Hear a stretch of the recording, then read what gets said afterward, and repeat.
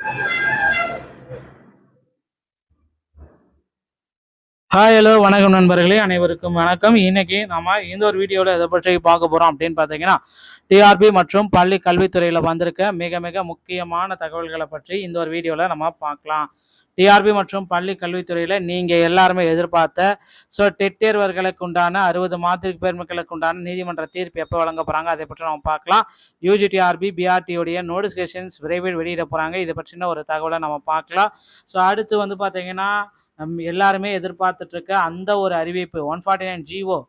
தமிழகத்தில் நியமன தேர்வுன்றதை ரத்து செய்ய போகிறாங்க. எந்த கட்சி ஆட்சிக்கு வந்தாலும் ஆசிரியர்களுக்கு இனி நல்லதே நடக்கும் என்னன்றதை பற்றி எல்லாமே இந்த ஒரு வீடியோவில் நம்ம பார்க்கலாம்.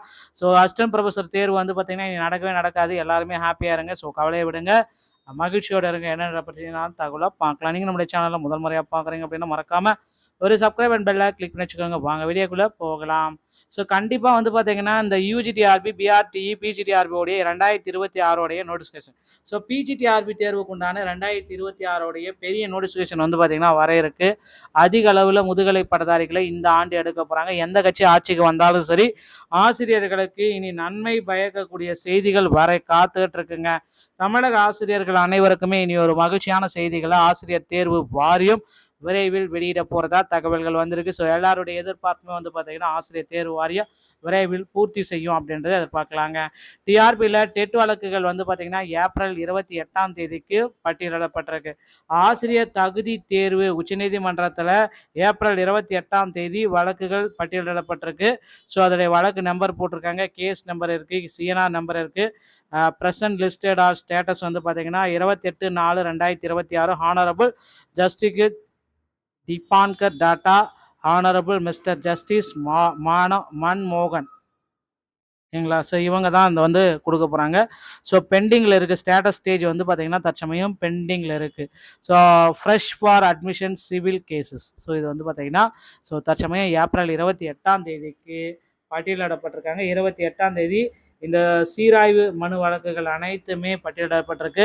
அனைத்துமே 28 தீர்ப்பு வழங்குவாங்க அப்படின்றது எல்லோர் மத்தியிலுமே இருக்குது. டெட்டில் பாஸ் பண்ண அனைவருக்குமே, அனைத்து கம்யூனிட்டிக்குமே 60 மார்க் எடுத்தால் பாஸ் என்ற தீர்ப்பும் இதில் வழங்க இருக்காங்க. மக்களே வெயிட் பண்ண டைம் போதும். இனி டெட்டில் பாஸ்க்கு உங்களுக்கு உண்டான மதிப்பெண்கள் கண்டிப்பாக குறைக்க போகிறாங்க. சிறப்பு டெட்டுக்கு உண்டான தேர்வு தேதிகள் வந்தாச்சு, விரைவில் எதிர்பார்க்கலாம். அதே போல் காமன் டெட்டுக்கு உண்டான அனௌன்ஸ்மெண்ட் ஜூலை மாதம் இருக்கும்ன்றதையும் நம்ம எதிர்பார்க்கலாங்க.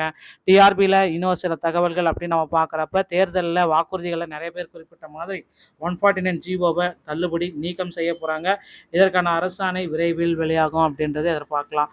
அடுத்து வந்து பார்த்தீங்கன்னா டிஆர்பியில் யூஜிடிஆர்பி பிஆர்டிஇ விஓ பிஜிடிஆர்பியுடைய நோட்டிஃபிகேஷன்ஸ்கள் அனைத்துமே விரைவில் வெளியிட போகிறாங்க. அசிஸ்டன்ட் ப்ரொஃபஸர் தேர்வு அப்படின்னு ஒன்று நடத்துகிறாங்க. அசிஸ்டன்ட் ப்ரொஃபஸருடைய தேர்வு கல்லூரிகளில். அந்த தேர்வுகள் வந்து பார்த்திங்கன்னா நிறைய முறைகேடுகள் இருக்குது. கிட்டத்தட்ட 70 வினாக்களுக்கு அந்த தேர்வில் முறைகேடுகள் நடந்திருக்கு அப்படின்றத குறிப்பிட்டே சொல்லிட்டாங்க. அந்த அசிஸ்டன்ட் ப்ரொஃபஸர் தேர்வை உடனடியாக ரத்து செய்யுங்க. இல்லைனா வந்து பார்த்தீங்கன்னா அதில் வந்து தேர்வு போட்டது எல்லாமே ரத்து பண்ணுங்க, இல்லை மறுதேர்வு கண்டக்ட் பண்ணுங்க அப்படின்னு கோரிக்கைகள் வச்சுருக்காங்க.